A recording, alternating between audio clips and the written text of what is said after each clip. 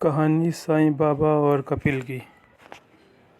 जब बाबा की ख्याति चारों ओर फैलने लगी थी, तब बाबा की महिमा जानने के बाद हजारों लोग उन्हें प्रतिदिन मिलने आते।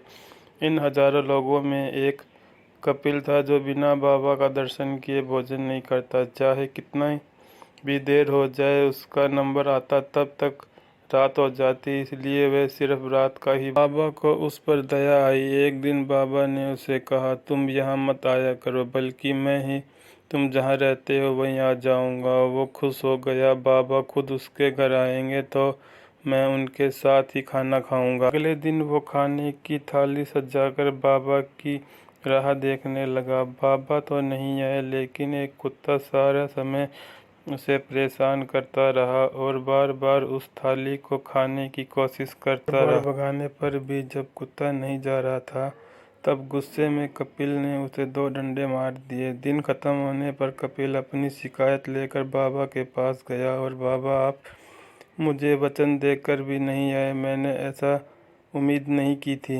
बाबा बोले, मैं तो आया था, लेकिन तुम ही मुझे पहचान नहीं पाए और ऊपर से मुझे डंडे से भी मारा। इतना कहकर बाबा ने अपनी पीठ से दिखाया, जिस पर डंडे के निशान साफ दिखाई दे रहे थे।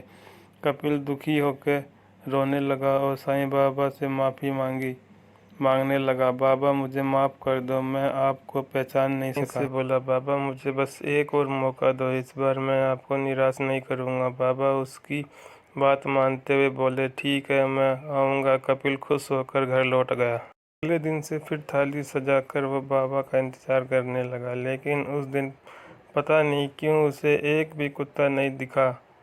दोपहर हो गई, कुत्ता तो नहीं आया, पर एक बड़ा ही गंदा, कई दिनों से नहाया और जिसके शरीर से काफ़ी बदबू आती हो, ऐसा भिखारी आया। भिखारी उसे थाली में पड़ा खाना मांगने लगा, पर कपिल ने उसे देने से मना कर दिया और उसे वहां से जाने के लिए कहा। कपिल फिर से साईं बाबा के दरबार में पहुंचा और बोला, सच बताना, इस बार आप नहीं आए ना? बाबा बोले, मैं आया था, लेकिन तुमने फिर भी मुझे बिना खिलाए ही लौटा दिया।